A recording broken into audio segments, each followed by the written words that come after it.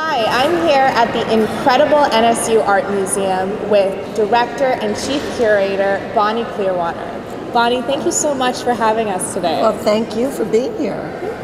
So Bonnie, can you tell us, for those who don't know what your role is at the museum, can you explain what Curator does here?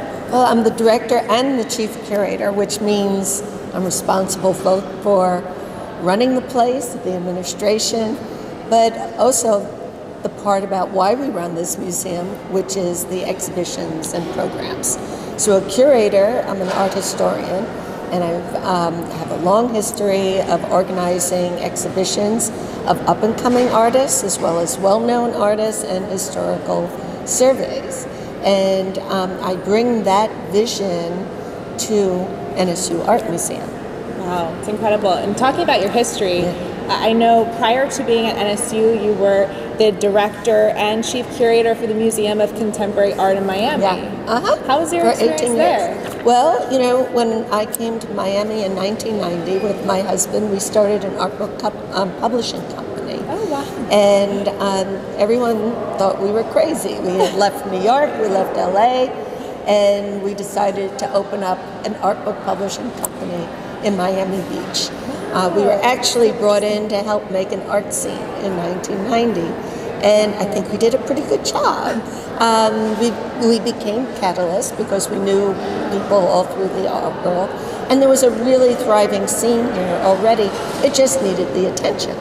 And after a few years, there was they were building the Museum of Contemporary Art, and they came after me to be the curator and then ultimately the director.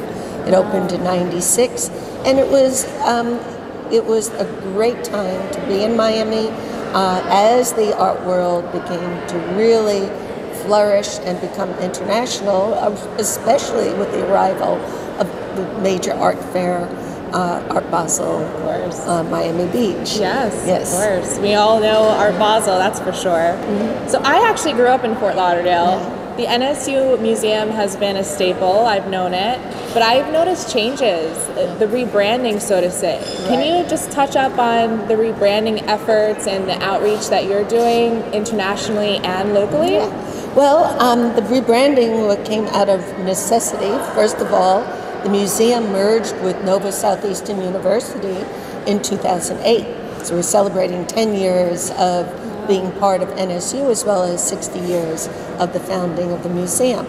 I was actually here when this building opened in 1986. Wow. And it was a big deal. It was really the beacon for all of South Florida culture. But then a lot of competition started happening in Miami and Palm Beach, and in a way we became the middle child. Yes. Now there was, just like I was encouraged to come to Miami to help make an art scene, I was encouraged to come to Fort Lauderdale to help be a catalyst. Again, things were already happening here. I knew there were some wonderful collectors here. More have arrived since. Yes. And there's great artist community and other cultural institutions. It was a matter of really putting the spotlight on this city and taking a point of view that this museum could be international as well as serving a regional need. I looked at how do you really create an identity for the museum. You know, it's been around, it's done great shows, but it didn't really have a very clear identity. What is this museum? Right. Well, one of the unique things about this museum is its collections.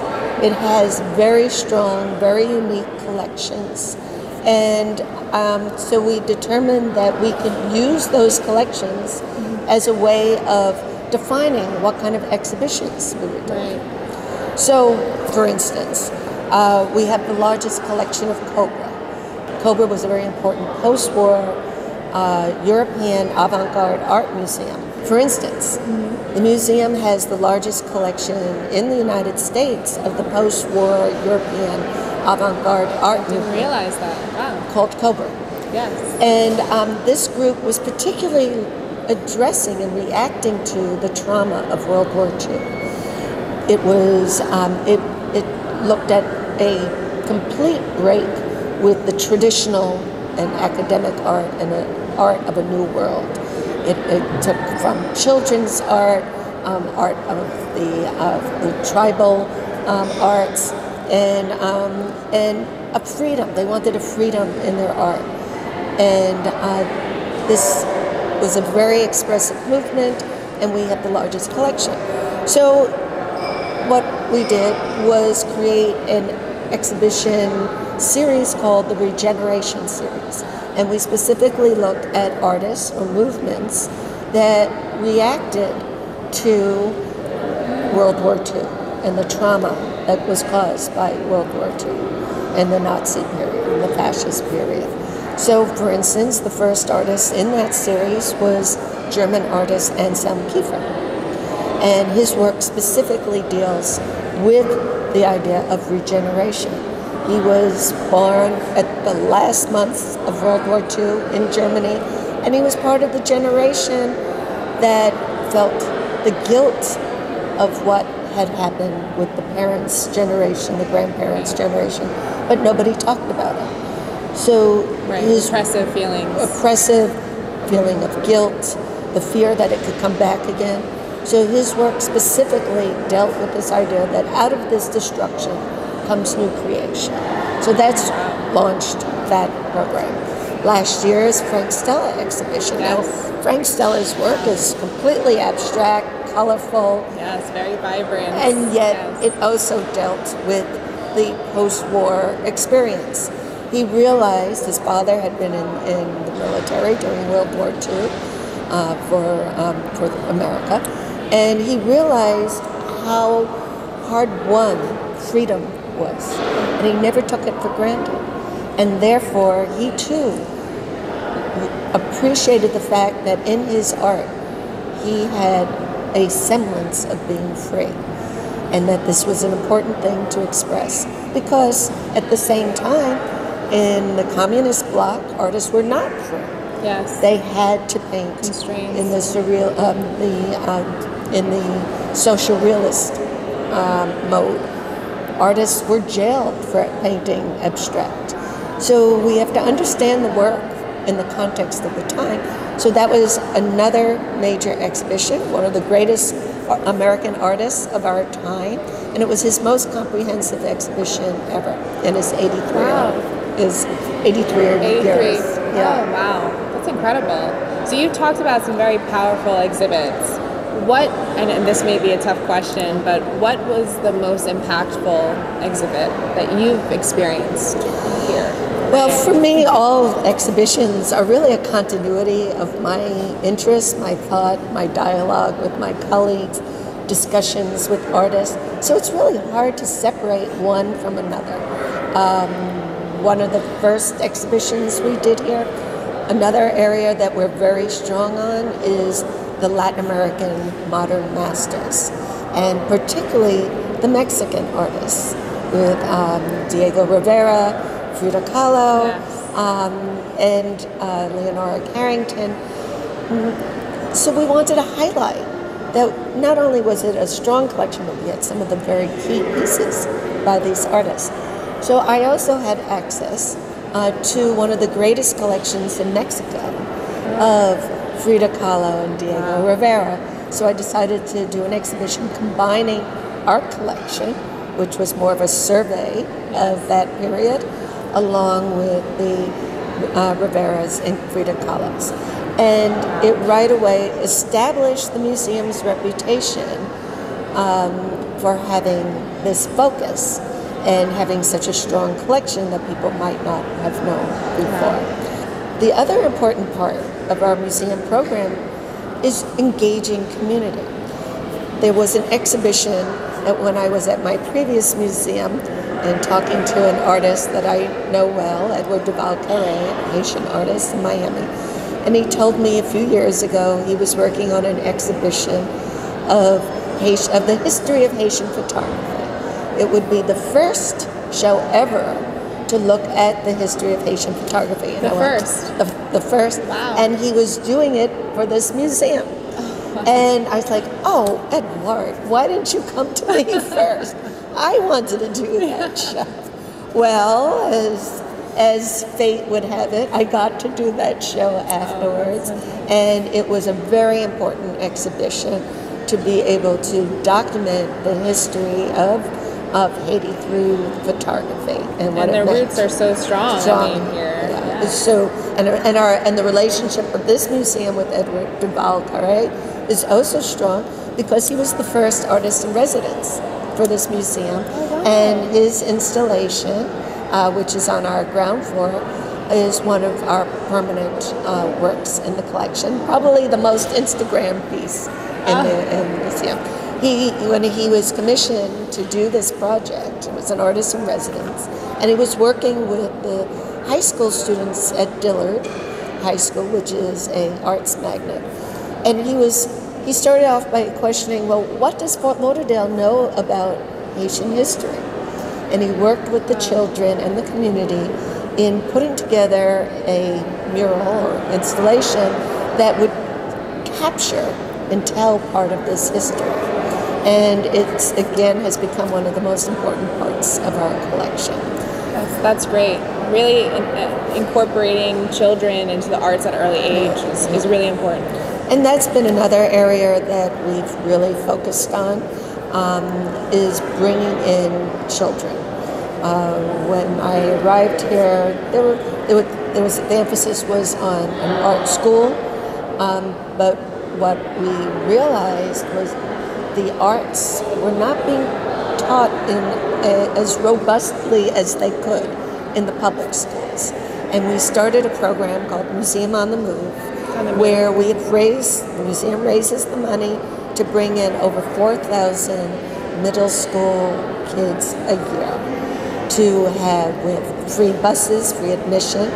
They come in for tours of the exhibition, but our exhibitions touch on multiple subjects, everything from science to technology to mathematics, as well as art and history. So we're able to use our collection to teach all these different subjects.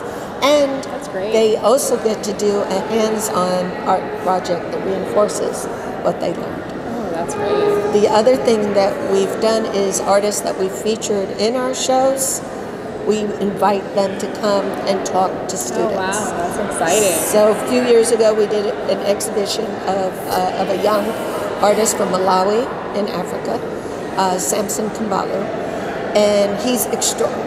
He's actually now an associate professor at Oxford. Oh, wow. And he engaged with close to 500 middle school kids and talking about the economics of his tiny country, which is based on gift giving, gift exchange, rather than monetary exchange.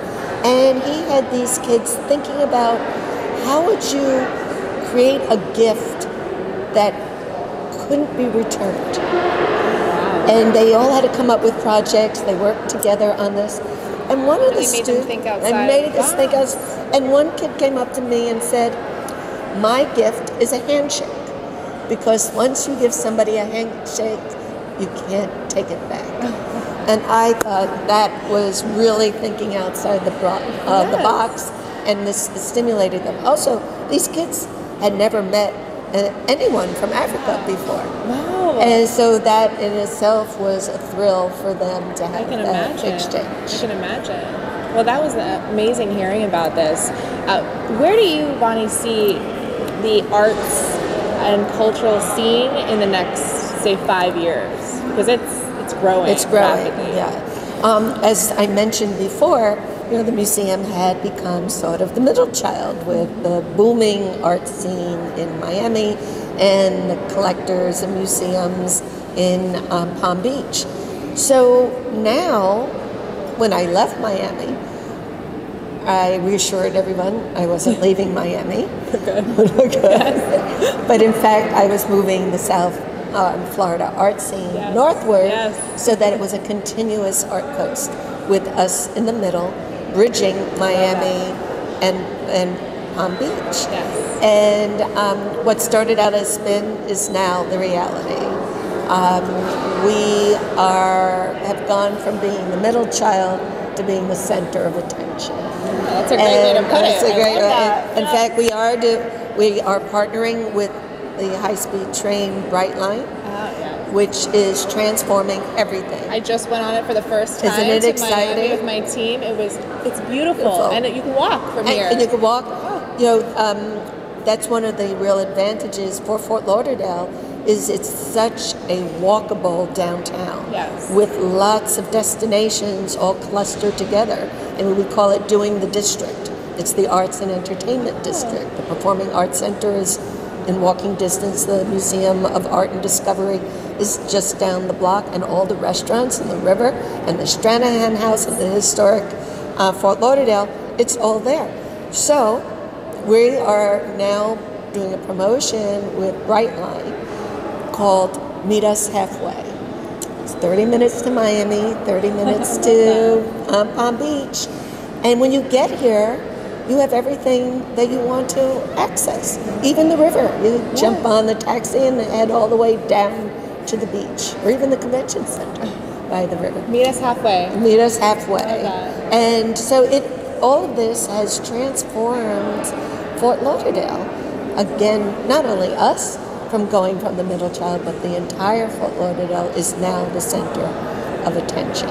And of course, what's happening with real estate. When this museum was built in 1986 at this end of Las Olas, there was nothing here. And it was built specifically to be a catalyst for what is essentially the dead end part of Las Olas. Look at it now. Around, the cranes, the exciting projects. Every block it's amazing. is amazing. Even the past 3 years alone, it's tremendous. Incredible. And last night I was with some young collectors, and they told me that they had just moved here from New York, and I asked why, and they said the weather. Of course. They were getting tired as we approach winter season. They wanted also the freedom that they felt that they had here. They said, and now they knew that they weren't giving up the culture that they love so much in New York. Yes. It was anything they wanted was here. So Bonnie, I'm hearing, well, not hearing, we know that this Saturday there's an exciting launch of a new program called the One East Society. Yeah. And I mean, the name alone is so catchy. Oh, good. I tried it out. So I was, and you're a member of it now. Yes. That's great. I can't wait to be here on Saturday with my team. Oh, good. Well, so can you tell us a little bit more about One East Society and why you felt the need for the One East Society? Well, what we're seeing here in downtown Fort Lauderdale is a strong influx of young professionals, and they're coming from all over.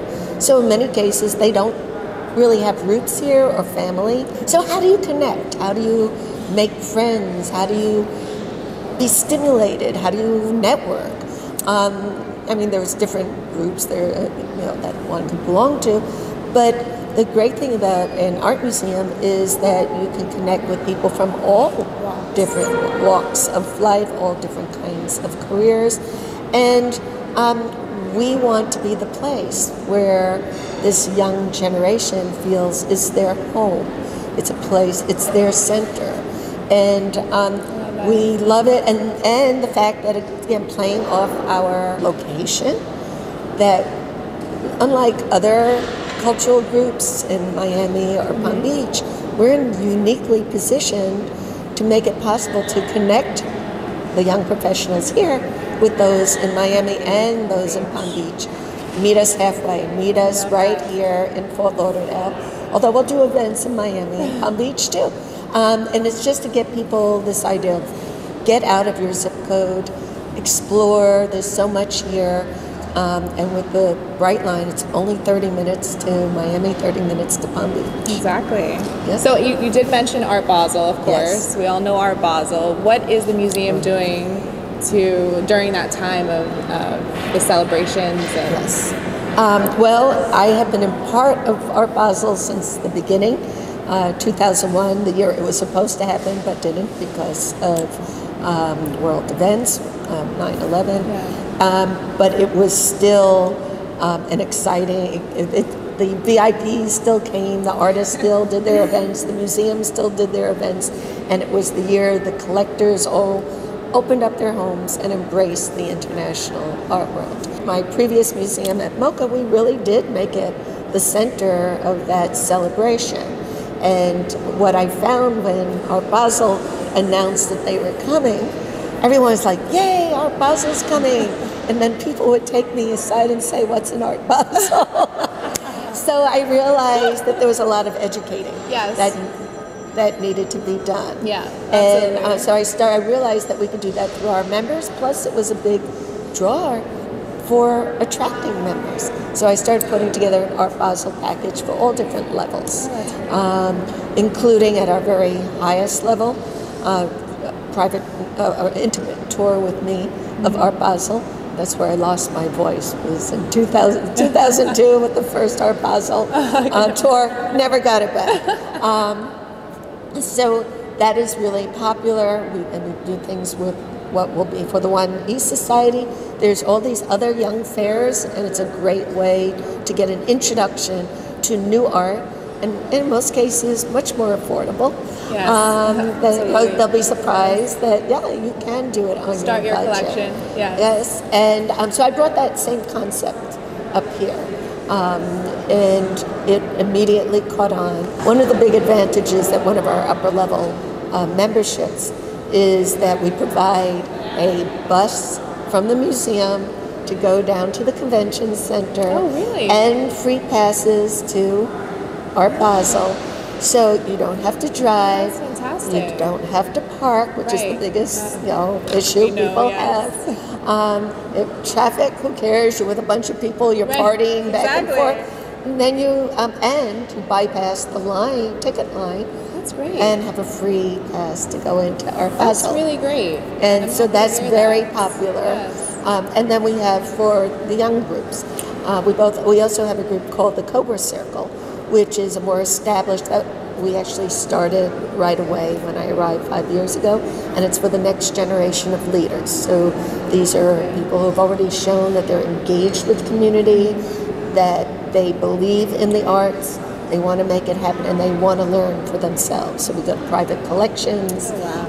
Many of them have started to collect themselves. We've gone on, we do a trip to New York for the Frieze Art Fair, which is, again, more of a younger fair, and we do other cool events. It's really connecting. Well. Again, connecting. And what we'll see is the One East Society. By the way, the name One East Society is tied in with our address. We're One East Las Olas. I love it. So we like the idea that we can identify this group with this place. Location. Yeah. So the idea is that as the One East Society becomes more and more engaged, they will start graduating up to the Cobra Circle. And we're able to identify. Introductory. So that's a great way for someone who's not sure how to get started. Right. That's a great way to. And the kids, last night I was moderating a conversation with an artist from New York, and it was in Miami. And one of the women there was a collector. She said, my daughter used to drag us to your museum to every lecture when she was like 13, 14, 15. And we loved going there, and then she went off to study art history in New York, and the daughter was there last night, and she is now working in the arts field. So it's amazing, you do these things, you don't know what it's going to happen. Yes. Yeah. Well, Bonnie, I know you're a busy woman. You have a gala you're planning for tomorrow, and the opening night for the next exhibit on Saturday, as well as the One East Society. So thank you so much for spending the afternoon with us. It was my pleasure.